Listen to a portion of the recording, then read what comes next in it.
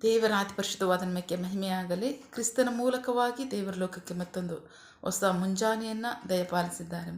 ಹಾಗಾಗಿ ನಾವು ದೇವರಿಗೆ ಕೃತಜ್ಞ ಹೃದಯ ಉಳ್ಳವರಾಗಿರೋಣ. ಈ ದಿನದ ಧ್ಯಾನ ದೇವರ ವಾಕ್ಯ ಯೆಶಾಯ ಪ್ರವಾದಿಯ 55ನೇ ಅಧ್ಯಾಯದಲ್ಲಿ 10 ಮತ್ತು 11ನೇ ವಾಕ್ಯ. ಮಳೆಯು ಹಿಮವು ಆಕಾಶದಿಂದ ಬಿದ್ದು ಭೂಮಿಯನ್ನು ಕೊಯ್ಯಿಸಿ ಹಸಿರುಗೊಳಿಸಿ ಫಲಿಸುವಂತೆ ಮಾಡಿ ಬಿತ್ತುವವನಿಗೆ ಬೀಜವನ್ನು ಉಣ್ಣುವವನಿಗೆ ಆಹಾರವನ್ನು ಒದಗಿಸಿದ ಹೊರತು ಹೇಗೆ ಆಕಾಶಕ್ಕೆ ಸುಮ್ಮನೆ ಹಿಂದಿರುಗುವುದಿಲ್ಲವೋ ಹಾಗೆಯೇ ನನ್ನ ಬಾಯಿಂದ ಹೊರಟ ಮಾತು ನನ್ನ ಇಷ್ಟಾರ್ಥವನ್ನು ನೆರವೇರಿಸಿ ನಾನು ಉದ್ದೇಶಿಸಿದ್ದನ್ನು ಕೈಗೂಡಿಸದ ಹೊರತು ನನ್ನ ಕಡೆಗೆ ವ್ಯರ್ಥವಾಗಿ ಹಿಂದಿರುಗುವುದಿಲ್ಲ. ದೇವರಿಗೆ ಸ್ತೋತ್ರ. Prophet Isaiah chapter 25 word 10 to 11. Word 10. My word is like the snow and the rain that come down from the sky to water the earth. They make the crop grows and provide shade for the snow, showing the and heat to heat. ದೇವರಿಗೆ ಸ್ತೋತ್ರ. ನಾವು ವಾಕ್ಯ ಭಾಗ ನೋಡ್ತಾ ಇದ್ದೀವಿ. ಪ್ರತಿದಿನ ಮಕ್ಕಳೇ, ದೇವರು ಹೇಳ್ತಾರೆ, ನನ್ನ ವಾಕ್ಯ, ನನ್ನ ಮಾತು ಏನು ಅಂತ ಹೇಳ್ತಾ ಇದ್ದಾರೆ ಅಂದರೆ, ಮಳೆಯು ಹಿಮವು ಆಕಾಶದಿಂದ ಬಿದ್ದು ಭೂಮಿಯನ್ನು ತೊಯಿಸಿ ಹಸಿರುಗೊಳಿಸಿ ಫಲಿಸುವಂತೆ ಮಾಡಿ ಉಣ್ಣುವವನಿಗೆ ಬಿತ್ತುವವನಿಗೆ ಬೀಜವನ್ನು ಉಣ್ಣುವವನಿಗೆ ಆಹಾರವನ್ನು ಒದಗಿಸಿದ ಹೊರತು ಹೇಗೆ ಆಕಾಶಕ್ಕೆ ಸುಮ್ಮನೆ ಹಿಂದಿರುಗುವುದಿಲ್ಲವೋ. ದೇವರಿಗೆ ಸ್ತೋತ್ರ. ದೇವರು ಹೇಳ್ತಾ ಇದ್ದಾರೆ, ಮಳೆ ಹಿಮ ಬೀಳುತ್ತಾ, ಬಹಳ ಪ್ರಮುಖವಾಗಿ ನಮಗೆ ಗೊತ್ತು, ಮಳೆ ಬಿದ್ದರೆ ಮಳೆ ಹಿಮವೇ ನಮಗೆ ಫಸಲನ್ನ ಕೊಡ್ತಕ್ಕಂಥದ್ದು, ಭೂಮಿಯನ್ನು ಹಸಿರುಗೊಳಿಸಿ ಫಲಿಸುವಂತೆ ಮಾಡ್ತಕ್ಕಂಥದ್ದು. ಬಿತ್ತದರೂ ಸಹ ದೇವರ ಸೃಷ್ಟಿಯ ನಿಯಮದ ಪ್ರಕಾರವಾಗಿ ಪ್ರಾಣಿಗಳಿಗೆ ಪಕ್ಷಿಗಳಿಗೆ ಆಹಾರ ಸಿಗುತ್ತೆ. ಅವ್ರು ನೇಮಿಸಿದ ಕಾಲದಲ್ಲಿ ತಕ್ಕ ಸ್ಥಳದಲ್ಲಿ ಆಹಾರವನ್ನು ಒದಗಿಸ್ತಾರೆ. ಆದರೆ ಮನುಷ್ಯನಿಗೂ ಹಾಗೆ ಕೊಟ್ಟಿದ್ದಾರೆ. ಈಗ ಮನುಷ್ಯನನ್ನು ಜ್ಞಾನ ಮಾಡಿ ಸ್ವಂತ ಹೊಲದಲ್ಲೂ ಸಹ ಆತನು ಬೀಜವನ್ನು ಬಿತ್ತಿ ತಾನು ಮೆಚ್ಚುವಂಥ ಬೀಜವನ್ನೇ ಬಿತ್ತು ಅದನ್ನು ಬೆಳೆದು ಅದನ್ನು ಉಣ್ಣುವಂತೆ ಮಾಡಿದ್ದಾರೆ. ದೇವರಿಗೆ ಸ್ತೋತ್ರ. ಸೊ ಆದರೆ ಅದು ನಂಬಿಕೆ ಉಂಟು. ಮಳೆ ಬಿದ್ದರೆ ಇದಾಗುತ್ತೆ, ಹಿಮದಿಂದಲೇ ಬೆಳೆ ಫಲಿಸುವಂತೆ ಆಗುತ್ತೆ, ಹಸಿರು ಮಾಡುತ್ತೆ, ಅದು ನಮಗೆ ನಂಬಿಕೆ ಉಂಟಾ? ನಂಬಿಕೆ ಎಲ್ಲರಿಗೂ ಉಂಟು. ದೇವರಿಗೆ ಸ್ತೋತ್ರ. ಆದರೆ ಅದನ್ನು ಉಂಟು ಮಾಡಿರೋ ದೇವ್ರ ಮೇಲೆ ನಂಬಿಕೆ ಇದೆಯಾ? ಇಲ್ಲ. ದೇವ್ರ ವಾಕ್ಯದಿಂದ ಏನಾಗಬೇಕಾಗಿದೆ? ನಾವು ಕಷ್ಟಪಟ್ಟರೆ ನಮಗೆ ಫಲ. ಹೌದು, ಅದನ್ನು ಕೊಟ್ಟಿರೋರು ಯಾರು? ಅವರೇ. ದೇವರಿಗೆ ಸ್ತೋತ್ರ. ಸೊ ಹಾಗಾಗಿ ಅವ್ರು ಹೇಳ್ತಾ ಇದ್ದಾರೆ, ಮಳೆ ಹಿಮವು ಆಕಾಶದಿಂದ ಬಿದ್ದು ಭೂಮಿಯನ್ನು ತೊಯಿಸಿ ಹಸಿರುಗೊಳಿಸಿ ಫಲಿಸುವಂತೆ ಮಾಡಿ ಬಿತ್ತುವವನಿಗೆ ಬೀಜವನ್ನು ಉಣ್ಣುವವನಿಗೆ ಆಹಾರವನ್ನು ಕೊಡದೆ ಹೇಗೆ ಅದು ವ್ಯರ್ಥವಾಗಿ ಹಿಂದಿರುಗಿ ಬರುವುದಿಲ್ಲ, ಆಕಾಶಕ್ಕೆ ಸುಮ್ಮನೆ ಹಿಂದಿರುಗಿ ಬರುವುದಿಲ್ಲ. ಅವ್ರು ಹೇಳ್ತಾ ಇದ್ದಾರೆ, ಹಾಗೆಯೇ ನನ್ನ ಬಾಯಿಂದ ಹೊರಟ ಮಾತು ನನ್ನ ಇಷ್ಟಾರ್ಥವನ್ನು ಪೂರೈಸಿ ನನ್ನ ಉದ್ದೇಶವನ್ನು ಕೈಗೊಳಿಸುವ ಹೊರತು ವ್ಯರ್ಥವಾಗಿ ನನ್ನ ಬಳಿಗೆ ಹಿಂದೆ ಬರಲ್ಲ. ಅವ್ರ ಮಾತು ಅದೇ ಆಗಿದೆ. ಆ ಮಾತು ಏನು ಮಾಡುತ್ತೆ? ಆ ಮಾತು ಆಡಿದರೆ ಅವರು ಅದು ಬಂದು ಅದು ಕಾರ್ಯವನ್ನು ಮಾಡುತ್ತೆ, ತಿರುಗಿ ವಾಪಸ್ ಅವ್ರ ಬಳಿಗೆ ಹೋಗುತ್ತೆ. ಅದು ಒಂದಾದರೂ ವ್ಯರ್ಥವಾಗಲ್ಲ ಅಂತ ವಾಕ್ಯ ಹೇಳುತ್ತೆ. ಸೊ ಹಾಗೆಯೇ ದೇವರು ಹೇಳ್ತಾರೆ, ನೀವು ನನ್ನ ಮಾತನ್ನ ನಿರ್ಲಕ್ಷ್ಯ ಮಾಡ್ಬೋದು, ಬಟ್ ನಿಮ್ಮನ್ನು ಕುರಿತಾದ ನನ್ನ ಆಲೋಚನೆಗಳು, ನನ್ನ ಉದ್ದೇಶಗಳು ಎಷ್ಟಿದೆ ಅಂತಂದರೆ, ನಮಗೆ ಭೂಮಿಯಲ್ಲಿ ನಿಂತ್ಕೊಂಡಾಗ ಆಕಾಶ ಎತ್ತರದಲ್ಲಿದೆ ಅಂತ ಅನಿಸುತ್ತಾ?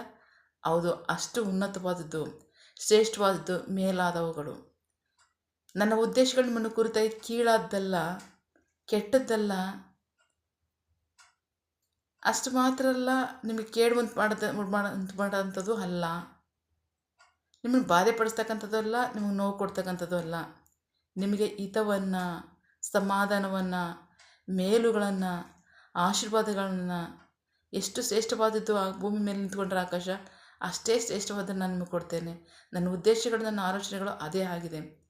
ಕೇಡಂತೂ ನಂದಲ್ಲ, ಕೆಟ್ಟದಂತೂ ನಂದಲ್ಲ, ಮೋಸ ಅಂತೂ ನಂದಲ್ಲ, ಪಾಪ, ನಿಂದೆ, ಕೆಡಕನ ಕಾರ್ಯಗಳು ನಂದಲ್ಲ, ನಂದು ಮೇಲಾದದ್ದು, ಅದನ್ನು ನಾನು ನಿಮಗೆ ಕೊಡ್ತೇನೆ ನನ್ನ ವಾಕ್ಯದ ಪ್ರಕಾರವಾಗಿ. ನೀವು ಅದನ್ನು ನಂಬಿ ಅದರಂತೆ ನಡೆದಾಗ ಅಂತ ವಾಕ್ಯದಲ್ಲಿ ಹೇಳ್ತಾರೆ. ದೇವರಿಗೆ ಸ್ತೋತ್ರ. ಸೊ ಹಾಗಾಗಿ ದೇವರ ಬಾಯಿಂದ ಬಂದಿರತಕ್ಕಂಥ ಮಾತಿನ ಮೂಲಕವಾಗಿ ಈ ಸಮಸ್ತವು ಉಂಟು ಮಾಡಿದ್ದಾರೆ. ಅವರು ಉಂಟು ಮಾಡಿರ್ತಕ್ಕಂಥದ್ದು ಒಂದಾದರೂ ಸಹ ವ್ಯರ್ಥ ಮಾಡದೆ ಆ ಕಾರ್ಯವನ್ನು ಸತತವಾಗಿ ನಿರಂತರವಾಗಿ ಮಾಡ್ತಾ ಇದ್ದಾವೆ. ಸೊ ನಾವಾದರೂ ಆ ಮಾತನ್ನು ನಿರ್ಲಕ್ಷ್ಯ ಮಾಡಿ ನಮ್ಮ ಸ್ವಂತ ಶಕ್ತಿಯಿಂದಲೇ ಬಲದಿಂದಲೇ ನಾವು ಏನೋ ಹೊಂದ್ಕೋತೀವಿ ಅಂದರೆ ನಿಜವಾಗ್ಲೂ ನಾವು ಮೋಸ ಹೋಗ್ತಾ ಇದ್ದೀವಿ. ನಾವು ಕಷ್ಟದಲ್ಲಿದ್ದೀವಿ, ನಾವು ಕೇಡನ್ನು ಹೊಂದ್ಕೋತಾ ಇದ್ದೀವಿ ಅಂತ ಅರ್ಥ. ಸೊ ಹಾಗಾಗಿ ದೇವರ ಮಾತಿದೆಲ್ಲವನ್ನು ಉಂಟು ಮಾಡಿದೆ. ಉಂಟು ಮಾಡತಕ್ಕಂಥ ಮಳೆ ಆಗಲಿ ಹಿಮವಾಗಲಿ ಅದು ವ್ಯರ್ಥವಾಗದೆ ಕಾರ್ಯವನ್ನು ಮಾಡ್ತಾ ಇದೆ. ಸೊ ಅದಕ್ಕಿಂತ ಹೆಚ್ಚಾಗಿ ನಮ್ಮನ್ನು ಆಳ್ವಿಕೆ ಮಾಡಿರಿ, ಅನುಭವಿಸ್ತೀರಿ ಅಂತ ಹೇಳಿದ್ದಾರೆ. ನಾವು ಆಳ್ವಿಕೆ ಮಾಡೋದು ಅನುಭವಿಸೋದು ಅವರ ಮಾತಿನ ಪ್ರಕಾರವಾಗಿ. ಆದರೆ ಅವೆಲ್ಲವೂ ಸಹ ನಮಗೆ ಅಧೀನ ಆಗುತ್ತೆ. ತಕ್ಕ ಕಾಲದಲ್ಲಿ ನಾವು ಇದಾಗಬೇಕು ಅಂದರೆ ಅದು ಮಾಡ್ತವೆ. ಮನುಷ್ಯನ ಹಿತಕ್ಕೋಸ್ಕರ ಅದನ್ನು ಉಂಟು ಮಾಡಿರೋದ್ರಿಂದ ಮನುಷ್ಯನ ಮಾತುಗಳಿಗೆ ಅದು ಅಧೀನ ಆಗ್ತವೆ. ಆದರೆ ಈಗ ಅದು ಯಾವುದೂ ಅಧೀನ ಆಗಿಲ್ಲ. ಅವೆಲ್ಲವೂ ಮನುಷ್ಯನನ್ನು ಆಳ್ತಿರ್ತವೆ. ಕಾರಣ ಮನುಷ್ಯನು ತನ್ನ ಸೃಷ್ಟಿ ಮಾಡಿರ್ತಕ್ಕಂಥವನಿಗೆ ಅವಿಧೇಯನಾಗಿ ಜೀವಿಸೋದರಿಂದ ಅವೇ ಸೃಷ್ಟಿಯ ವಸ್ತುಗಳೇ ಮನುಷ್ಯರನ್ನ ಆಳ್ವಿಕೆ ಮಾಡುವಂಥದ್ದಾಗಿದೆ. ಸೊ ಹಾಗಾಗಿ ಪ್ರೀತಿ ದೇವರ ಮಕ್ಕಳೇ, ನಾವು ದೇವರ ಮಾತನ್ನು, ದೇವರ ವಾಕ್ಯವನ್ನು ಪ್ರೀತಿಸಿ ಭಯಭಕ್ತಿ ಉಳ್ಳವರಾಗಿ ನಂಬಿಕೆಯಿಂದ ಅದನ್ನು ಅನುಸರಿಸಿ ನಡೆದು ದೇವರಿಗೂ ಮೆಚ್ಚುಗೆಯಾಗಿ ಜೀವಿಸೋಣ. ದೇವರಿಗೂ ಮಹಿಮೆ ಆಗುತ್ತೆ. ಅದರಿಂದ ನಮಗೂ ಆಶೀರ್ವಾದವಾಗುತ್ತೆ. ಅಷ್ಟು ಮಾತ್ರ ಅಲ್ಲ, ದೇವರು ನಮ್ಮ ಹಿತಕ್ಕೋಸ್ಕರವಾಗಿ ನಾವು ಉಂಟು ಮಾಡಿ ಅನುಭವಿಸಿ ಅಂತ ಹೇಳಿರ್ತಕ್ಕಂಥದ್ದನ್ನ ಅಂಥದ್ದೆಲ್ಲವೂ ಸಹ ನಮಗೆ ಅಧೀನವಾಗ್ತವೆ. ನಾವು ಅದನ್ನು ಆಳ್ವಿಕೆ ಮಾಡ್ತೀವಿ. ಆಮೇನ್. ಅದರ ಮುಖಾಂತರವಾಗಿ ನಮಗೆ ದೇವರಿಗೆ ಮಹಿಮೆ, ನಮಗೆ ಆಶೀರ್ವಾದವಾಗುತ್ತೆ. ಆಮೇನ್. ಪ್ರಾರ್ಥಿಕೊಳ್ಳೋಣ. ಸಕಲ ಸೃಷ್ಟಿಕರ್ತನೇ, ಸರ್ವಾಧಿಕಾರಿ, ಸಾರ್ವಭೌಮನೇ, ಉನ್ನತನೇ, ಮಹೋನ್ನತನೇ, ಮಹಾಪರಿಶುದ್ಧನೇ, ಪ್ರೀತಿ ಸ್ವರೂಪನೇ, ನೀತಿವಂತ ನ್ಯಾಯಾಧಿಪತಿಯೇ, ಸೇನಾಧೀಶ್ವರನೇ, ಇರುವಾತನೇ, ಸರ್ವವ್ಯಾಪಿಯೇ ಸಪ ಇದನ್ನು ವಾಕ್ಯಗಳ ಮೂಲಕವಾಗಿ ನಮ್ಮ ಸಂಗ್ರಹ ಮಾತಾಡ್ತಾರೆ. ನಿಮ್ಮ ಪ್ರೀತಿಗಾಗಿ ನಂಬಿಗಸ್ತಿಗೆ ನಿಮಗೆ ಸ್ತೋತ್ರ. ಸಪ ನೀವು ಹೇಳ್ತಿದ್ದೀರ, ನನ್ನ ಮಾತು ಇಂಥದ್ದು ಅಂದರೆ ಮಳೆ ಹಿಮ ಹೇಗೆ ಭೂಮಿ ಮೇಲೆ ಬಿದ್ದು ಅದನ್ನು ಹಸಿರುಗೊಳಿಸಿ ಫಲಿಸುವಂತೆ ಮಾಡಿ ಬಿತ್ತುವವನಿಗೆ ಬೀಜವನ್ನು, ಉಣ್ಣುವವನಿಗೆ ಆಹಾರವನ್ನು ಕೊಡದೆ ಹೊರತು ಅದು ವ್ಯರ್ಥವಾಗಿ ಹಿಂದಿರುಗಿ ನನ್ನ ಬಳಿಗೆ ಬರಲ್ವೋ, ಹಾಗೆಯೇ ನನ್ನ ಬಾಯಿಂದ ಹೊರಟ ಮಾತು ನನ್ನ ಇಷ್ಟಾರ್ಥವನ್ನು ಪೂರೈಸಿ ನನ್ನ ಉದ್ದೇಶವನ್ನು ಕೈಗೂಡಿಸದೆ ಹೊರತು ವ್ಯರ್ಥವಾಗಿ ನನ್ನ ಬಳಿಗೆ ಬರಲ್ಲ. ಬಟ್ ನಾನು ನಿಮ್ಮನ್ನು ಕುರಿತಾಗಿಟ್ಟಿರ್ತಕ್ಕಂಥ ಆಲೋಚನೆಗಳಲ್ಲ, ಅದು ಮೇಲಾದವುಗಳಿವೆ. ಭೂಮಿಯಿಂದ ಆಕಾಶಕ್ಕೆ ಎಷ್ಟು ಉನ್ನತವೋ ಅಷ್ಟು ಉನ್ನತವಾದ ಆಲೋಚನೆಗಳಾಗಿವೆ ಅಂತ ಹೇಳ್ತಿರೋದಕ್ಕಾಗಿ ಸ್ತೋತ್ರ. ನೀವು ಸೃಷ್ಟಿ ಮಾಡಿರ್ತಕ್ಕಂಥ ಸೃಷ್ಟಿಯ ವಸ್ತುಗಳೇ ಅಷ್ಟು ಮಟ್ಟಿಗೆ ನಂಬಿಗಸ್ತಾಗಿ ಕಾರ್ಯ ಮಾಡಬೇಕಾದ್ರೆ ನಾವು ಅಪನಂಬಿಗಸ್ತರಾಗಿ ಜೀವಿಸಿ ನಿಮ್ಮ ಆಶೀರ್ವಾದಗಳನ್ನು ಹೊಂದಿಕೊಳ್ಳದೆ ಇರತಕ್ಕಂಥದ್ದೇನು? ನಿಮ್ಮ ಸೃಷ್ಟಿಯ ವಸ್ತುಗಳು ನಮ್ಮನ್ನು ಆಳ್ತಕ್ಕಂಥದ್ದೇನು? ಕರ್ತನೇ ಏಸಪ್ಪ, ನಮ್ಮನ್ನು ಕ್ಷಮಿಸಿ ನಂಬಿಗಸ್ತರಾಗಿ ನಿಮಗೆ ವಿಧೇಯರಾಗ್ತೀವಿ, ನಿಮ್ಮ ವಾಕ್ಯಕ್ಕೆ ವಿಧೇಯರಾಗ್ತೀವಿ. ಆಮೇಲೆ ನಿಮ್ಮ ವಾಕ್ಯದ ಆಶೀರ್ವಾದಗಳನ್ನು ಸ್ವಂತ ಮಾಡ್ಕೊಳ್ಳೋದಕ್ಕೆ ನಮಗೆ ಸಹಾಯ ಮಾಡಿ. ಆಮೇನ್. ನಿಮಗೆ ಮಹಿಮೆಯಾಗಲಿ, ನಿಮ್ಮ ಜನರಾದಂಥ ನಮಗೆ ಆಶೀರ್ವಾದವಾಗಲಿ. ಆಮೇನ್. ಪ್ರಾರ್ಥನೆ ಕೇಳಿದ ಪ್ರೀತಿಗಾಗಿ ನಿಮಗೆ ಸ್ತೋತ್ರ. ನಿನ್ನ ಜನರು ಕೈಟ್ ಮಾಡ್ತಕ್ಕಂಥ ಕೆಲಸವನ್ನು ಆಶೀರ್ವದಿಸು, ಅವರ ಅಗತ್ಯಗಳನ್ನ ಪೂರೈಸು, ಕೊರತೆಗಳನ್ನ ನೀಗಿಸು. ಆಮೇನ್. ಯಾವ ಕಾರ್ಯದಲ್ಲಿ ಅವರು ನಿರೀಕ್ಷೆಯುಳ್ಳವರಾಗಿದ್ದಾರೆ ಆ ಕಾರ್ಯದಲ್ಲಿ ತಕ್ಕ ಸಮಯದಲ್ಲಿ ನಿಮ್ಮ ಚಿತ್ತಾನುಸಾರವಾಗಿ ಅವ್ರದ್ದು ಹೊಂದ್ಕೊಳ್ಳಿ. ಆಮೇನ್. ನೀವು ಹಾಗೆ ಮಾಡೋ ಪ್ರೀತಿಗಾಗಿ ನಂಬಿಗಸ್ತಿಗೆ ನಿಮಗೆ ಸ್ತೋತ್ರ. ನಮ್ಮ ಪ್ರಾರ್ಥನೆ ನೀವು ಕೇಳಿದ್ದೀರಾ, ಅದರಂತೆ ನಡೆಸ್ತಿರೋದಕ್ಕಾಗಿ ಸ್ತೋತ್ರ. ನಮ್ಮ ಪ್ರಾರ್ಥನೆಯನ್ನು ನಮ್ಮ ರಕ್ಷಕನಾಂತ ಯೇಸು ಕ್ರಿಸ್ತರ ಅತಿ ಪರಿಶುದ್ಧವಾದ ನಾಮದಲ್ಲಿ ಪ್ರಾರ್ಥಿಸಿ ನಿಮ್ಮ ಪಾದಗಳು ಸಲ್ಲಿಸಿ ನಾವು ಬೇಡಿ ಹೊಂದಿದ್ದೇವೆ, ಮೆಚ್ಚುಗೊಳ್ಳ ತಂದೆ. Amen. God bless you all.